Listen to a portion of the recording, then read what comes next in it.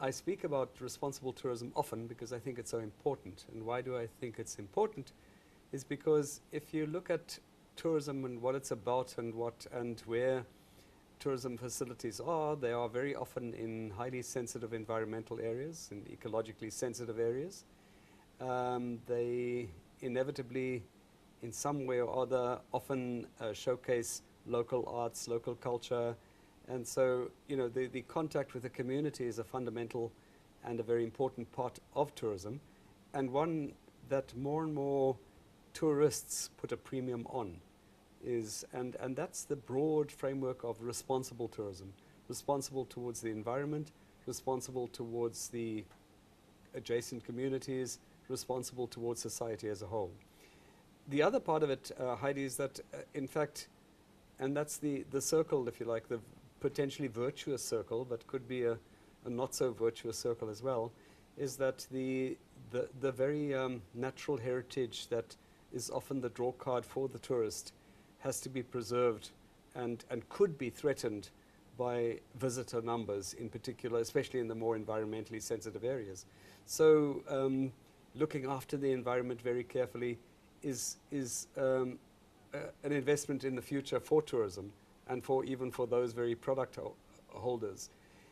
Increasing number of tourists, as I've said, actually are coming to South Africa not just for the visual sensation and not just for one or two things that stand out like Table Mountain over here or the safari experience, but come for a more sort of in-depth, holistic experience. They want to go back, and we want them to go back to their own countries feeling good about their trip to South Africa. And if you go to a place that is quite evident at the place where you're staying and the places that you engage with are making a contribution towards saving our planet, towards making our country a better place, especially for poorer people in our country, it's something that instills pride in all of us, in South Africans, but at the same time has a very good effect on the visitor, because the visitor comes back with a different kind of memory, a different kind of experience. So where do we take it in the next 5 to 10 years? I think the starting point is recognizing its importance, recognizing that the term we often use so loosely, sustainable tourism, depends on a set of very, very carefully constructed measures to ensure sustainability is linked to environmental sustainability and social responsibility, social sustainability, if you like. A destination, whether it's a nature reserve or whether it's a game park, that has a bad relationship with the local community, where the local community feels that it doesn't benefit in any way, it poses a threat. The flip side is also true. When the local community values what you're doing in your tourism enterprise or in your conservation enterprise, they become an asset. They become the protector, the co-protector of the environment, and they become the showcase as well, because it's not an artificial one, but a really deep relationship between those involved in the tourism sector and adjacent communities, for example. So first thing is realize its importance, realize its value. Secondly is find ingredients to promote it and to encourage everybody to do more responsible tourism. And how can one do that? Well, I think initiatives such as fair trade in tourism are very important.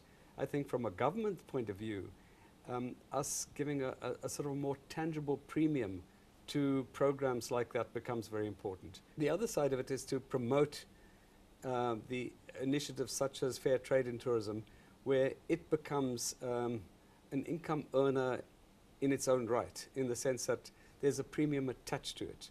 And that premium could translate into a grading system. It could translate simply into a marketing strategy, where your accreditation as under the fair trade in tourism becomes something that makes you more attractive to tourists. So it's a range of things that I think we could do in the next 5 or 10 years, but the starting point has to be recognizing its value. Whatever we do to incentivize people is going to help us to ensure that the environment is better looked after, that we lower energy use, that we do more waste recycling, and that the benefits flowing to communities is enhanced at the same time. Well, clearly, yes. I mean, we would like to see every participant in the tourism industry seeing themselves as having a role to play, and we certainly see them as having an important role to play. However small your backpacker might be or your four-room guest house might be, what you do makes a difference. And what you do, firstly, in your business itself, the way you look after your staff, the kind of training opportunities you offer the people that you employ, the way you, the kind of service that you provide, the sort of pride that you have in your service, that's all part of responsible tourism. If all small establishments were to do the right thing and to be more energy efficient, it's not always that easy, because there is sometimes a capital cost that is incurred, which is precisely why we are contemplating this incentive program, because the incentive program would be largely targeted at smaller businesses. They would get priority because they have the greatest difficulty in getting the capital. At the end of the day, it makes economic sense, by the way.